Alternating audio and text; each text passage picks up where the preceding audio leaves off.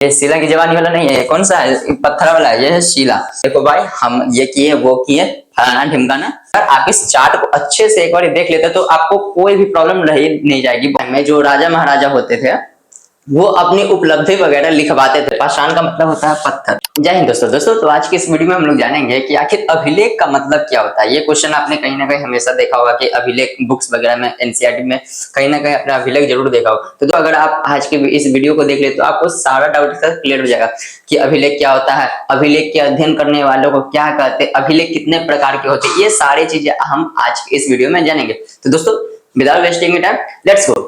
तो दोस्तों सबसे पहले ये कि अभिलेख जो लिखा हुआ है आखिर समझ, बहुत ही छोटा सा एकदम इजी है समझने के लिए। क्या होता है अभिलेख, आइए समझते हैं।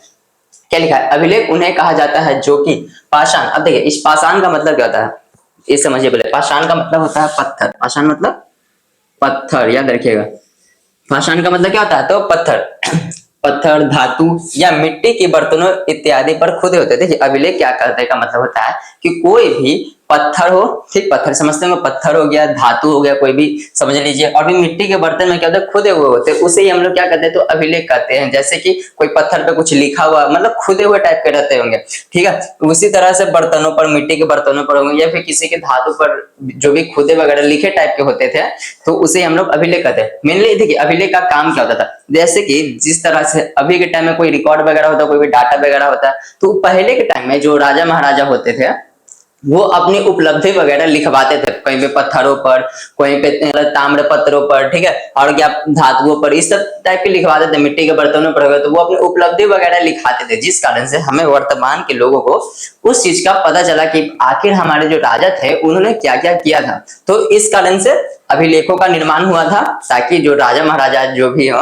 वो अपनी उपलब्धि बता सके। तो यह था हमारा अभिलेख। अब देखिए क्या है सेकंड पॉइंट में कि अभिलेखों का अध्ययन अभिलेख शास्त्र कहलाता है। देखिए अभिलेखों का अध्ययन क्या कहलाता है, तो अभिलेख शास्त्र कहलाता है। अभिलेखों का अध्ययन करने वाला, अब जो भी लोग अभिलेखों का अध्ययन करते हैं उसे हम लोग अभिलेखविद कहते हैं। उसे हम लोग क्या बोलेंगे, तो अभिलेखविद कहते हैं। तो दोस्तों ये था हमारा दोनों पॉइंट। और अब हम लोग जानेंगे कि अभिलेख आखिर कितने प्रकार के होते हैं। तो चलिए दोस्तों अब हम लोग जानते हैं कि आखिर अभिलेख के कितने प्रकार होते हैं। अभिलेख के भी बहुत सारे प्रकार होते हैं। अभिलेख तो हमने जान लिया कि अभिलेख किसे कहते हैं। तो अब हम जानेंगे कि आखिर अभिलेख कितने प्रकार के होते हैं। तो देखिए यहाँ पे मैंने डिफाइन कर रखा है कि अभिलेख के प्रकार। देखिए अभिलेख मुख्यतः 3 प्रकार के होते हैं।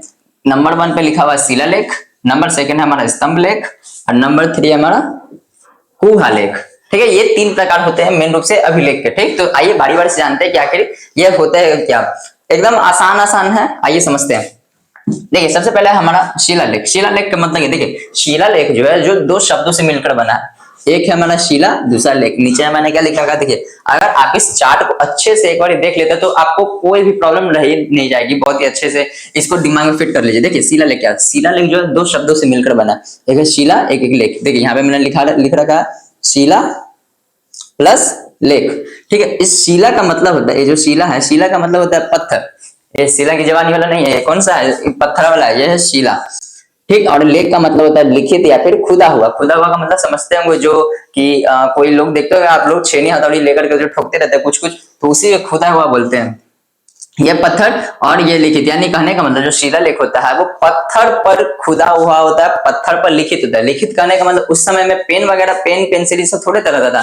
उस समय में लिखाता था कैसे, ऐसे छेनी हथौड़ी लेकर ढक ढक ढक ढक इस तरह से होता था उस टाइम। तो ये बोला जा रहा है कि जो पत्थर पर जो खुदे हुए जो अभिलेख हैं उन्हें हम लोग क्या बोलते हैं, तो शिलालेख बोलते हैं। आइए हम नीचे क्या लिखा है पढ़ते, देखिए क्या है।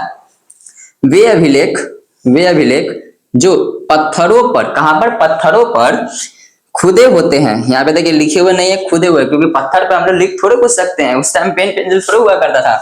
वे अभिलेख जो पत्थरों पर खुदे होते हैं उसे हम क्या बोलेंगे, उसे हम लोग शिलालेख बोलेंगे। जो भी अगर अभिलेख वगैरह पत्थर पर खुदे हुए रहते हैं उसे हम लोग क्या बोलेंगे, शिलालेख बोलेंगे। ठीक, तो इसमें कोई प्रॉब्लम नहीं। सेकंड नंबर क्या हमारा स्तंभ लेख। देखिए स्तंभ लेख भी 2 शब्दों से मिलकर बना है। एक है हमारा स्तंभ, दूसरा लेख। ठीक है, एक स्तंभ, दूसरा है लेख। स्तंभ का मतलब, स्तंभ मतलब समझते हो ना, पिलर। क्या होता है, देखिए स्तंभ मतलब पिलर। जो भी पिलर वगैरह आप जानते होंगे, जो भी घर वगैरह का होता है, जो मेन जो बेस माना जाता है वही है पिलर।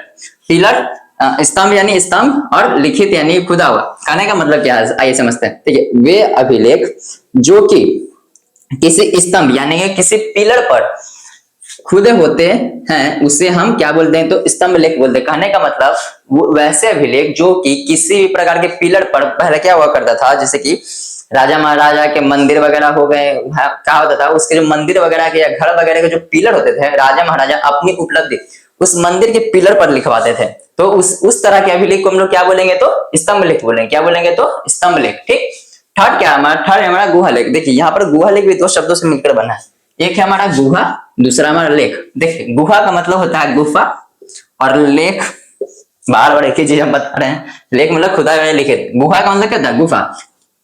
अब इसमें क्या लिखा हुआ देखिए, वे अभिलेख जो गुफाओं की दीवारों पर खुदे होते हैं उसे हम गुहा लेख कहते हैं। कहने का मतलब वैसे अभिलेख जो कि गुफा समझते ही होंगे, गुफा के क्या होता था, दीवारों पर कुछ कुछ राजा महाराजा होते थे, क्या करते थे कि गुफाओं के दीवारों पर अपनी उपलब्धि वगैरह लिखाते गए। देखो भाई हम ये किए वो किए फलाना ढिमकाना, तो वो सारा चीज लिखवाते थे। वो कहाँ, गुफाओं के दीवारों पर, जिसे हम क्या कहेंगे, तो गुहा लेख कहेंगे। ठीक।